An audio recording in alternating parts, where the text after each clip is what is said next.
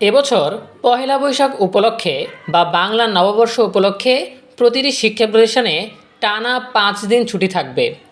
কত তারিখ থেকে ছুটি শুরু হবে, কত তারিখ পর্যন্ত চলবে, এ বিষয়ে বিস্তারিত তথ্য জানাবো আমাদের আজকের ভিডিওতে। যারা এখনও আমাদের চ্যানেলটিকে সাবস্ক্রাইব করনি তারা এখনই সাবস্ক্রাইব করে রাখো, তাহলে পড়াশোনার সকল তথ্য এবং পরামর্শ সবার আগে পেয়ে যাবে। প্রিয় শিক্ষার্থীরা, এখানে দেখতে পাচ্ছ 2026 শিক্ষাবর্ষের সংশোধিত সরকারি ছুটির তালিকা এবং শিক্ষাপঞ্জি।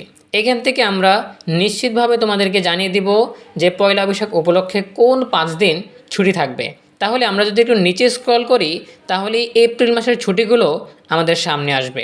এখানে দেখতে পাচ্ছ বৈশাখী উৎসব উপলক্ষে 12 তারিখ 2026, 12 এপ্রিল 2026 রবিবার।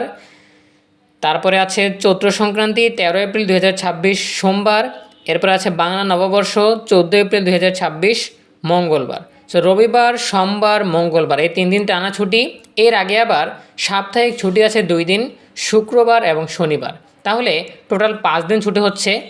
সো এবছর এই সুযোগটা একেবারে খুব ভালোভাবেই কাজে লাগানো গেছে যে সাপ্তাহিক ছুটির সাথে সাথেই পয়লা নববর্ষের ছুটিগুলো শুরু হচ্ছে একসাথে। বৈশাখী উৎসব, চৈত্র সংক্রান্তি, বাংলা নববর্ষ। সো আশা করি তোমরা বুঝতে পেরেছো। এ বিষয়ে তোমাদের যে কোনো প্রশ্ন কিংবা মতামত জানাতে পারো কমেন্টে। দেখা হবে পরবর্তী আপডেট নিয়ে। সেই পর্যন্ত সবাই আমাদের সাথেই থাকো। ধন্যবাদ সবাইকে।